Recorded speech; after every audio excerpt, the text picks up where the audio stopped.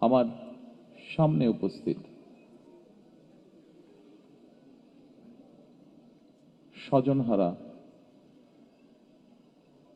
পরিবার বৃন্দের সদস্যবৃন্দ, উপস্থিত অতিথিবৃন্দ, প্রিয় সাংবাদিক ভাইরা, আসসালামু আলাইকুম।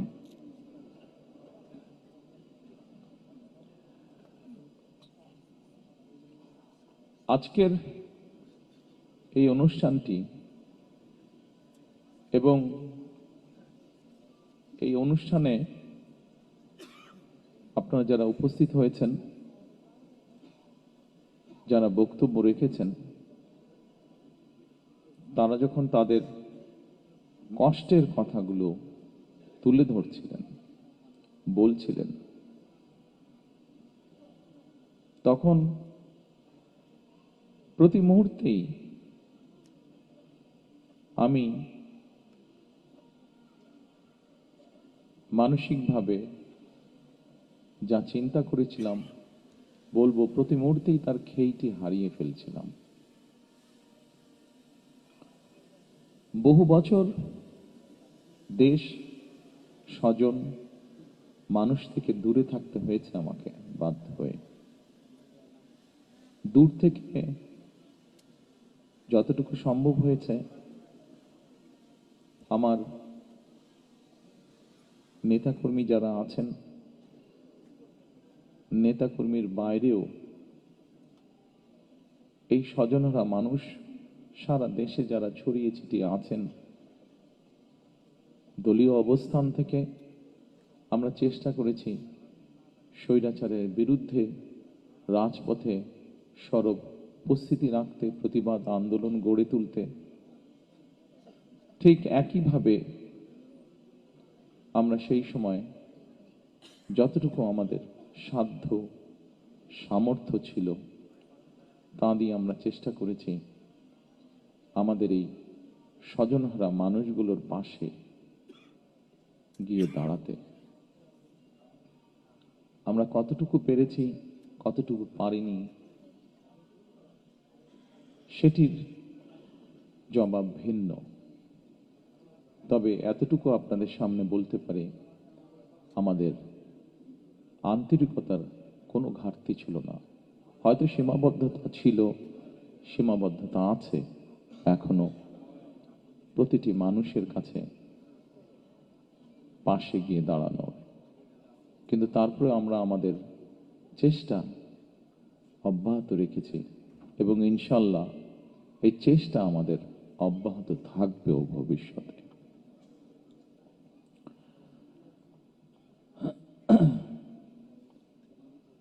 প্রিয়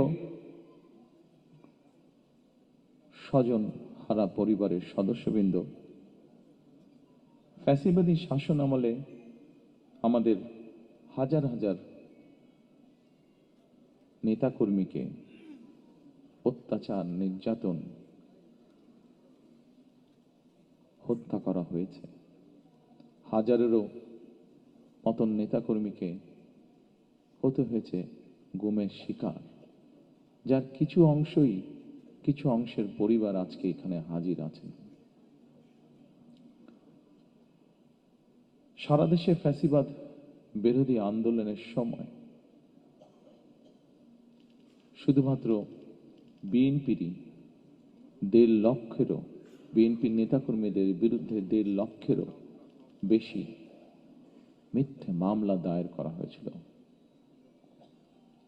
যার বোঝা প্রায় 60 লক্ষের মতন নেতাকর্মীকে বয়ে বেড়াতে হয়েছে।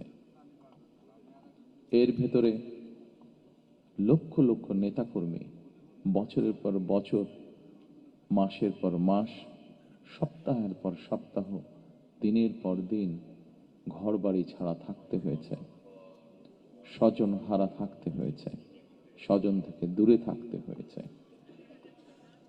এই সকল মামলাই ছিল রাজনৈতিক উদ্দেশ্য প্রণোদিত। গুম খুনের সেই বিভীষিকাময় দিনের বা রাতের অবসান হয়েছে। বাংলাদেশের মানুষ গণতন্ত্রের পথে হাঁটতে শুরু করেছে। যেসব মানুষরা তাদের স্বজন হারিয়েছেন, যেসব মায়েরা তাদের সন্তান হারিয়েছেন, যেসব বোনেরা তাদের স্বামীকে হারিয়েছেন, যেসব সন্তানেরা তাদের পিতাকে হারিয়েছেন, তাদের সত্যিকারভাবে যদি বলতে হয়, আসলে আপনাদেরকে সান্ত্বনা দেওয়ার মতন ভাষা বোধহয় আমাদের কাছে নেই।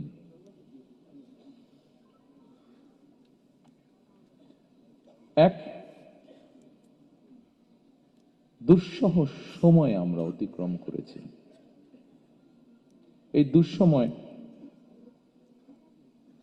এই মঞ্চে দাঁড়িয়ে আজকে এমন কয়েকজন সন্তান তার কষ্টের কথাটি উল্লেখ করে গেছেন, যে সন্তান এক দিনের জন্যও তার পিতাকে হয়তো বা পিতার মুখকে হয়তো দেখার সুযোগ পান নাই, তেমন সন্তান আজ আমাদের ভেতরেই আছে উপস্থিত। হয়তো বা একমাত্র আল্লাহ রাব্বুল আলামিন জানেন যে সন্তান তার পিতাকে না দেখার কষ্টের কথা এখানে বলে গিয়েছে। আমরা জানি না, একমাত্র রব্বুল আলামিন জানেন সেই সন্তান তার পিতাকে আবার কোনোদিন দেখবে কিনা। অনেক সন্তান এখনো অপেক্ষায় আছেন। আমি এখানে ঢোকার সময় মায়ের ডাকের পক্ষ থেকে কতগুলো ফটো এক্সিবিশনের মতন এক্সিবিট করা হয়েছে ওখানে। সেখানে একটি ছবি দেখেছি। সেই ছবি থেকে আমার মনে হয়েছে আমার মনের সাথে সেই ছবিটি মিলে গিয়েছে মনের কথার সাথে। অনেক সন্তান এখনো অপেক্ষায় আছে যে তাদের সেই গুম বা হারিয়ে যাওয়া, যেভাবে বলি গুম হয়ে যাওয়া পিতা হয়তো এখনো হঠাৎ করে তাদের দরজায় এসে কড়াটি নাড়বে। অনেক মা হয়তো এখনো অপেক্ষায় আছেন তার গুম হয়ে যাওয়া প্রিয় সন্তানটি হঠাৎ করেই মায়ের সামনে এসে হাজির হয়ে মা বলে ডাকবেন।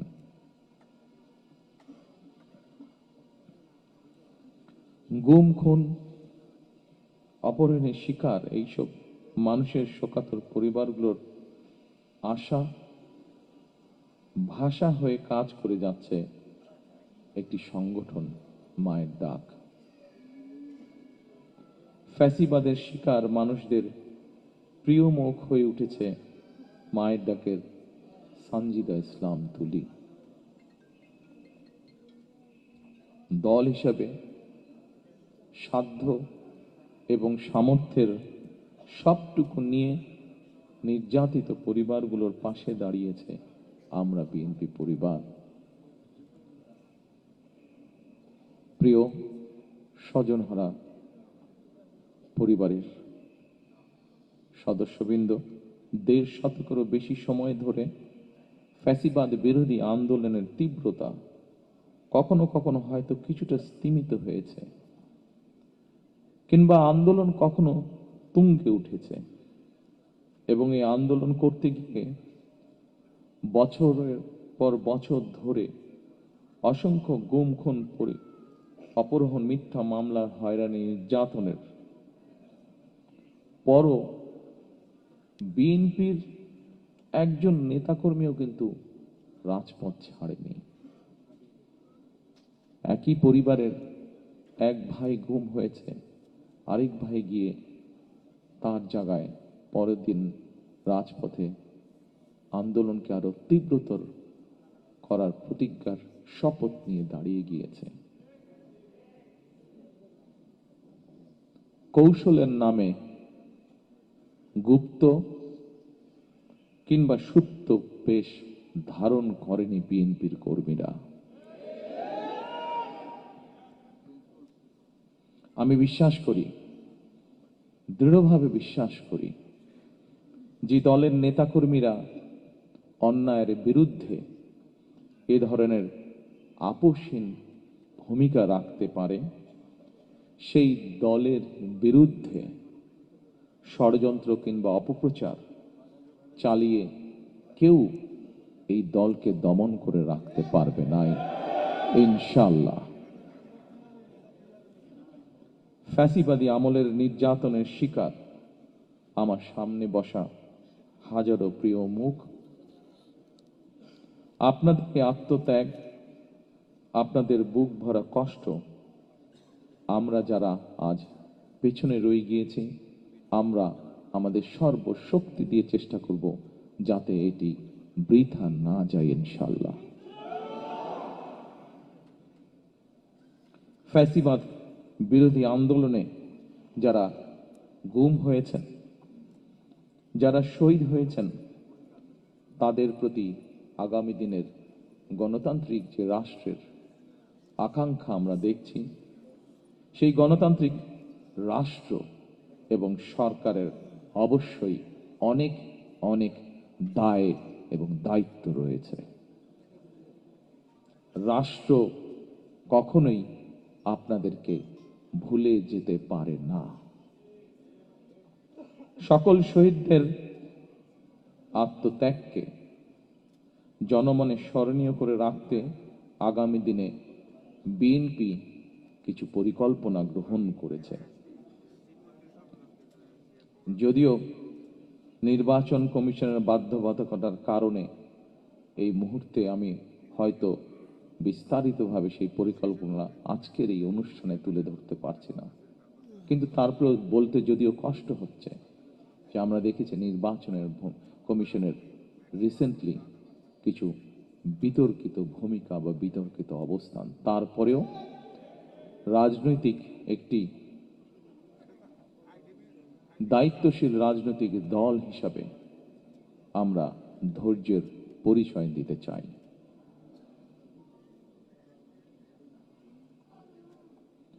তবে প্রজন্ম থেকে প্রজন্ম ধরে গণতান্ত্রিক আমি মানুষ যেন এই শহীদদের বা এই গুম হয়ে যাওয়া সদস্য, এখনো যাদের অপেক্ষায় আমরা আছি, এখনো যাদের অপেক্ষায় পরিবাররা রয়েছে, সেই শহীদদের আত্মত্যাগ থেকে প্রেরণা লাভ করতে পারে প্রজন্মের পর প্রজন্ম। এই কারণে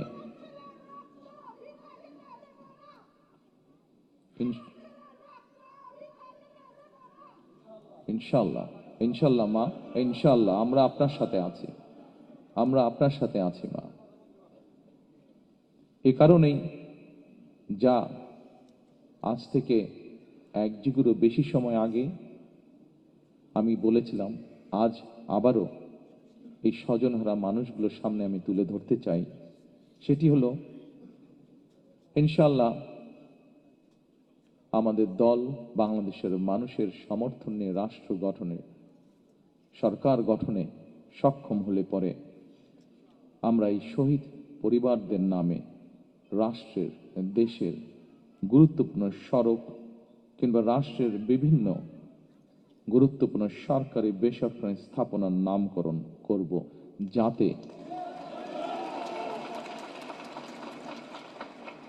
যাতে প্রজন্মের পর প্রজন্ম এই শহীদদেরকে গৌরবের সাথে স্মরণ রাখতে পারে। প্রিয় স্বজনহারা উপস্থিতিবৃন্দ, সাংবাদিক ভাইরা, উপস্থিত নেতৃবৃন্দ, এখানেই শেষ নয়। রাষ্ট্রীয় সহিংসতার শিকার পরিবারগুলোর প্রতি সাধ্যমতন রাষ্ট্রীয় সহায়তা হাত বাড়ানোর প্রয়োজন রয়েছে বলেও আমি ব্যক্তিগতভাবে বিশ্বাস করি। সুতরাং স্বাধীনতা প্রিয়, গণতন্ত্র প্রিয় প্রতিটি মানুষের সামনে জনগণের প্রতি দায়িত্বশীল একটি মানবিক রাষ্ট্র গঠনের সুযোগ আমাদের সামনে এসেছে। কেউ কেউ বিভিন্ন রকম কথা বলে একটি অবস্থা তৈরি করার চেষ্টা করছে, যেখানে এই গণতন্ত্রের পথ যেটি তৈরির পথ যে তৈরি হয়েছে সেটি যাতে বাধাগ্রস্ত হয়। আমি অনুরোধ করব আপনারা, এবং আমি অনুরোধ করব বাংলাদেশের দলমত নির্বিশেষে প্রতিটি মানুষ যারা গণতন্ত্রে বিশ্বাস করেন, সেই প্রতিটি মানুষকে আজ সজাগ থাকার জন্য, যারা বিভিন্ন উসিলা দিয়ে বিতর্ক তৈরি করে গণতন্ত্রের পথকে আবার নষ্ট করার বা ব্যাহত করার চেষ্টা করছেন, তারা যাতে সফল না হয়। প্রিয় স্বজনরা, উপস্থিতিবৃন্দ, এবার যদি আমরা একটি দায়িত্বশীল গণতান্ত্রিক রাষ্ট্র এবং সরকার গঠনের সুযোগ হাতছাড়া করি, তাহলে গণতান্ত্রিক আন্দোলনের আমাদের যে শহীদ, সেই শহীদদের প্রতি জুলুম করা হবে, তাদের আত্মত্যাগের প্রতি অমর্যাদা করা হবে।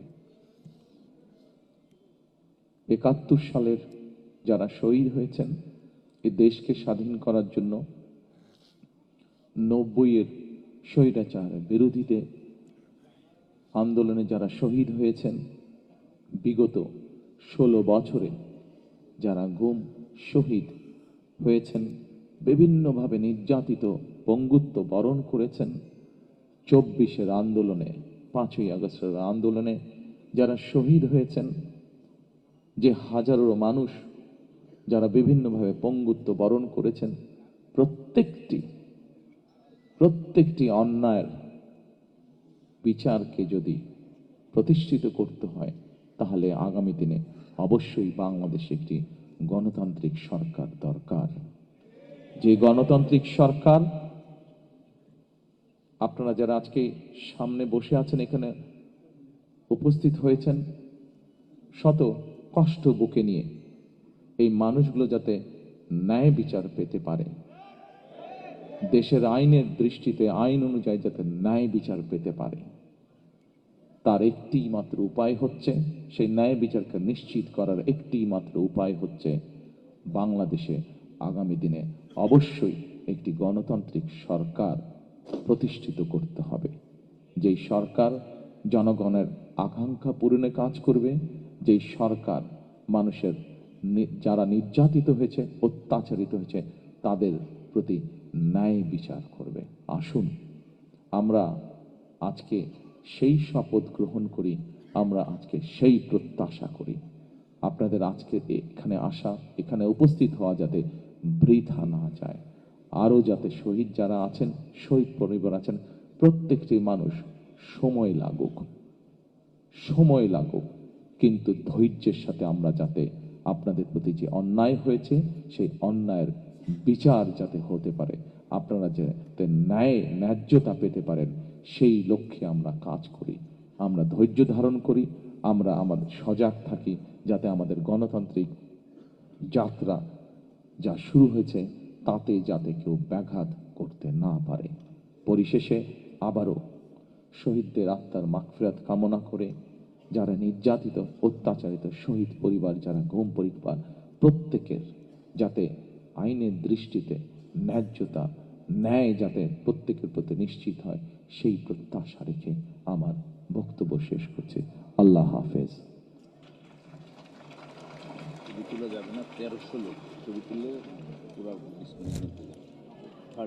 আমি করছি একদম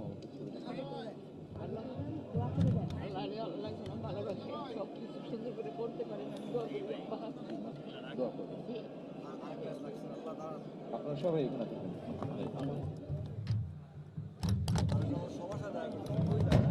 সম্মানিত অতিথিবৃন্দ, আপনারা নিজ নিজ আসনে থাকুন। আপনারা চেয়ার ছেড়ে কেউ উঠবেন না,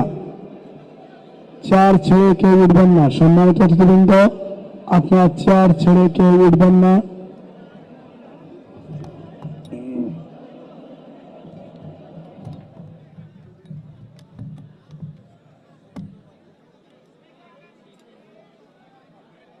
হ্যালো, মাইক, আপনারা যারা সবাই স্থানে বসেই সবার কাছে যাবে, চেয়ারম্যান সাহেব সবার কাছে যাবে, আপনারা বসুন, আপনারা জায়গায় থাকুন, জায়গায় থাকুন, আপনাদের কাছে যাবে।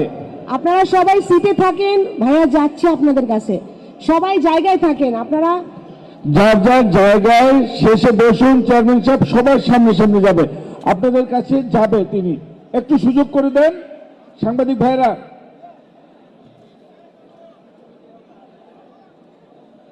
আমাদের সকল পরিবারের সদস্যকে আপনাদেরকে যার যার জায়গায় বসার জন্য অনুরোধ করছি। চেয়ারম্যান সাহেব আপনাদের কাছে যাবেন, তিনি আপনাদের সাথে দেখা করার জন্য আপনাদের কাছে যাচ্ছেন, আপনারা একটু সুযোগ করে দেন, একটু সুযোগ করে দেন আপনারা।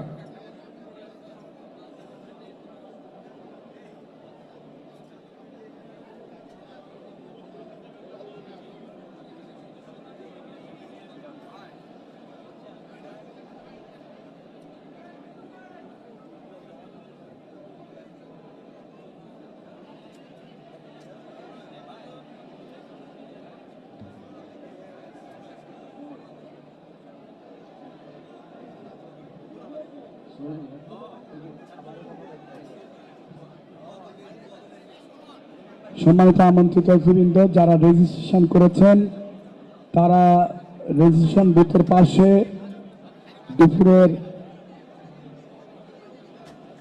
খাবারের ব্যবস্থা রেখেছি, আপনারা রেজিস্ট্রেশন বুথের পাশে চলে যান, সেখানে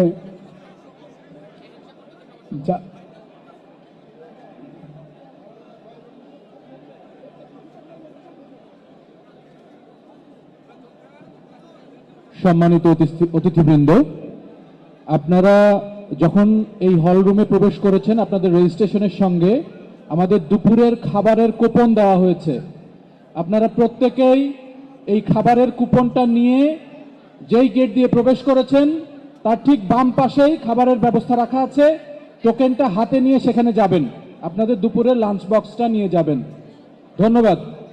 আমি সম্মানিত সকল অতিথিবৃন্দের দৃষ্টি আকর্ষণ করছি, প্রত্যেক আমন্ত্রিত অতিথির জন্য দুপুরে লাঞ্চের ব্যবস্থা করা হয়েছে। আপনারা যখন ভিতরে প্রবেশ করেছেন এই ভিকটিম পরিবারগুলো রেজিস্ট্রেশনের সময় আপনাদের দুপুরের লাঞ্চের কুপন দেওয়া হয়েছে। কুপনটা সাথে নিয়ে যেই গেট দিয়ে প্রবেশ করেছেন সেই গেট দিয়ে বেরিয়ে বাম হাতে আমাদের চেয়ারম্যান সাহেব জনাব তারেক রহমান সাহেবকে বেরোনোর জন্য রাস্তাটা ছেড়ে দেন, চেয়ারম্যান সাহেবের বের হওয়ার রাস্তাটা ছেড়ে দেন প্লিজ। সকল অতিথিবৃন্দ প্লিজ চেয়ারম্যান স্যারের বের হবার রাস্তাটা আমরা ক্লিয়ার করে দেই, স্যারের বের হওয়ার রাস্তাটা ছেড়ে দেই প্লিজ।